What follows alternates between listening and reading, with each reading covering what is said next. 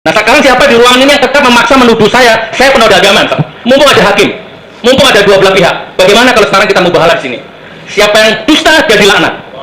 Saya bukan penodai agama, saya bukan penista agama. Hidup mati saya demi menegakkan agama.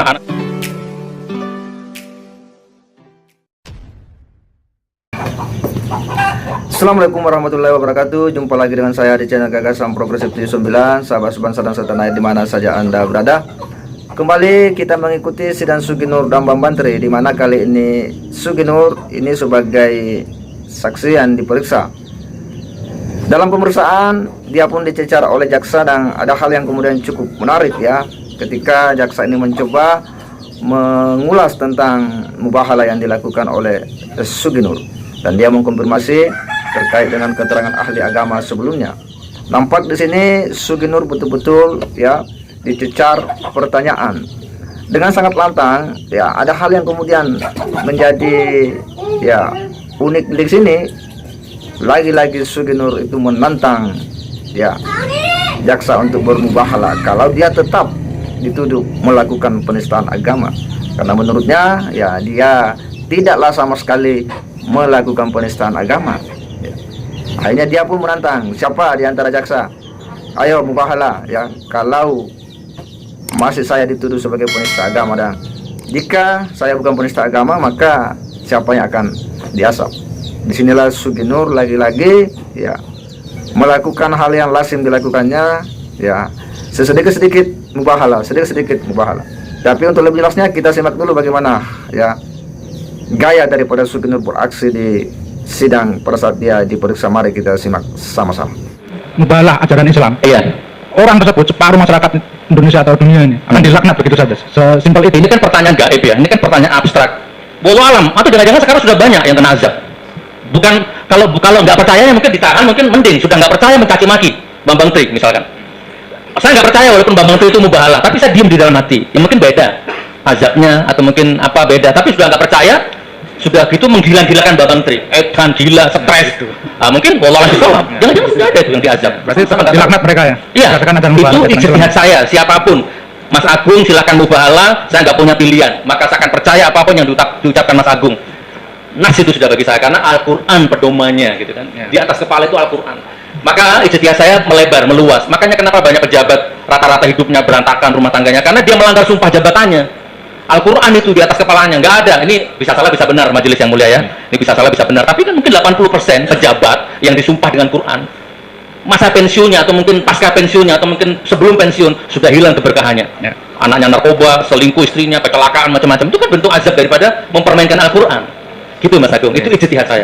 Nah, sekarang terkait keterangan dari ahli agama yang tadi kemarin ya. Baik. Bahwa mubahalah itu harus 2 orang. Sehingga yang dilaknat itu ya orang yang hadir di situ. Nah, sekarang pendapat pandangan. Saya jawab 2 poin ya. Pertama, saya ikuti logikanya jaksa atau logikanya saksi agama dari jaksa. Nah, lah, rukunnya kurang karena nggak dua belah pihak. Sekurang-kurangnya rukun mubahalah itu tidak mungkin sampai jatuh hukum menodai Pak jaksa. Sebagaimana sholat aja kalau misalkan lupa wudhu, lupa rokaat aja nggak ada tuh dalil menodai agama, nggak ada ya, paling cuma batal, ditegur kan begitu ya. Sama mubahalah itu kalau mau saya pakai logikanya jenengan, saya setuju, nggak sah mubahalahnya, saya terima, tapi jangan terus saya distempel penodai agama, itu yang saya nggak terima. Nah, poin yang kedua, mohon maaf, sekarang gini aja, bagaimana kalau saya ikuti sarannya saksi agama yang jaksa hadirkan waktu itu saksi agamanya mengatakan begini, mubahalah itu harus 2 orang, dua pihak, dan harus dilakukan di pengadilan, di depan hakim. Itu yang ngomong saksi agama, bukan saya. Ada hakim ya. Nah, bagaimana kalau seandainya itu sekarang diterapkan? Siapa di ruangan ini yang tidak percaya? Gini, saya demi Allah bukan penodai agama. Nah, sekarang siapa di ruangan ini yang tetap memaksa menuduh saya penodai agama? Mumpung ada hakim, mumpung ada dua belah pihak. Bagaimana kalau sekarang kita mubahalah di sini? Siapa yang dusta dia dilaknat. Saya bukan penodai agama, saya bukan penista agama. Hidup mati saya demi menegakkan agama. Anak saya hafal Quran ya, hidup mati saya untuk menegakkan agama Allah, mana mungkin sama menodai. Ya, itulah sikap dan gaya daripada Suginur ya ketika dicecar oleh jaksa terkait dengan mubahalah. Pertama, bahwa mubahalah yang dilakukan menurutnya itu ya sebagaimana yang diterangkan oleh saksi ahli agama sebelumnya, harusnya dua orang yang kemudian berhadapan yang sama-sama meyakini benar ya lalu kemudian mengangkat sumpah. Dan apa yang dilakukan oleh Suginur itu kan hanya, ya apa yang dilakukan oleh Bambantri dipandu oleh Suginur itu hanya seorang, ya tidak ada lawannya. Jadi dia hanya disebut sebagai, ya menuduh orang dengan sumpah.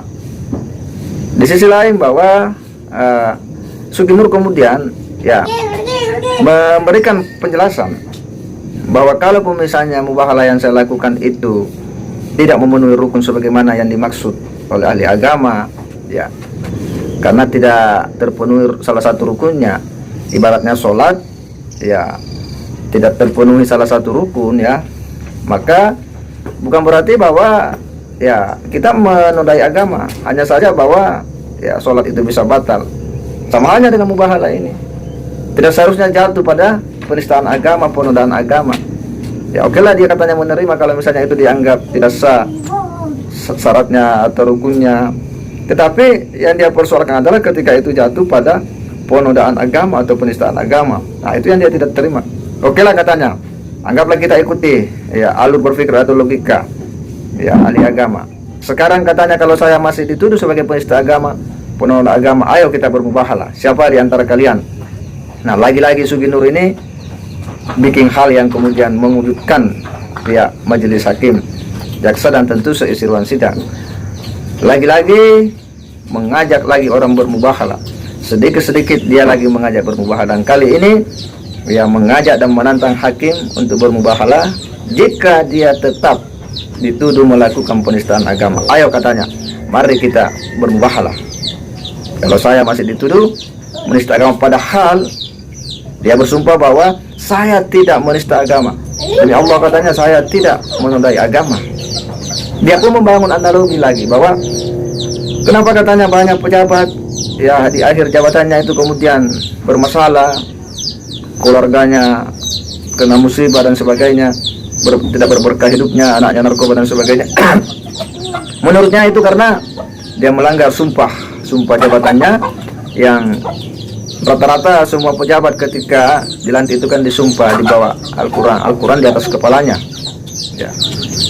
Dan menurutnya Suginur, ya ini logikanya Suginur, itu kenapa banyak pejabat yang di akhir masa jabatannya itu kemudian bermasalah, tidak berberkah hidupnya, itu karena dia melanggar sumpah jabatannya. Ini logikanya Suginur ini, ya. Dan lagi-lagi kemudian kita ini dikejutkan dengan logika dan cara berpikir daripada Suginur, karena dia seolah-olah mau terus membangun ya argumentasinya bahwa apa yang dilakukannya itu sebenarnya sudah sesuai dengan kaidah-kaidah dan hukum agama, dengan mencari fakta-fakta kehidupan para pejabat. Nah ini kan hal yang kemudian berbeda, ya, hal yang kemudian berbeda dalam perjalanannya. Satu ini soal mubahalah yang sifatnya sangat prinsip, ya, karena itu terkait dengan akidah. Dan sejauh ini memang Gus Nur ketika dia sudah terdesak, ya, sudah tidak bisa lagi memberikan argumentasi yang rasional, tidak bisa lagi mendatangkan fakta-fakta atau bukti-bukti untuk memperkuat argumentasinya, maka ujung-ujungnya adalah mengajak bermubahalah. Dan kali ini dia mengajak bermubahalah jaksa kalau dia masih tetap ngotot menuduh Suginur itu melakukan penodaan agama, ya, katanya nanti kita tidak tahu siapa yang akan kena asap. Inilah si Suginur ini memang orang mengenalnya sebagai seorang, ya, yang mempopulerkan mubahalah, dikit-dikit mubahalah. Dari sekian dai, dialah yang paling lantang meneriakkan mubahalah dan mubahalah ketika ada hal-hal yang sifatnya pelik, yang menurutnya ini tidak bisa dicari solusinya, jalan keluarnya. Dia pun mengajak untuk bermubahalah. Kita berharap bahwa kita semua dijauhkan dari segala sifat untuk kemudian mempermainkan ajaran agama dan takut kepada Allah dengan pemahaman dan ilmu, sehingga kita menjalankan ajaran-ajaran agama itu sesuai dengan pemahaman dan kaidah-kaidah keilmuan yang telah digariskan oleh para ulama agar kita tidak salah memahami dan menafsirkannya. Saya kira demikian. Wassalamualaikum warahmatullahi wabarakatuh.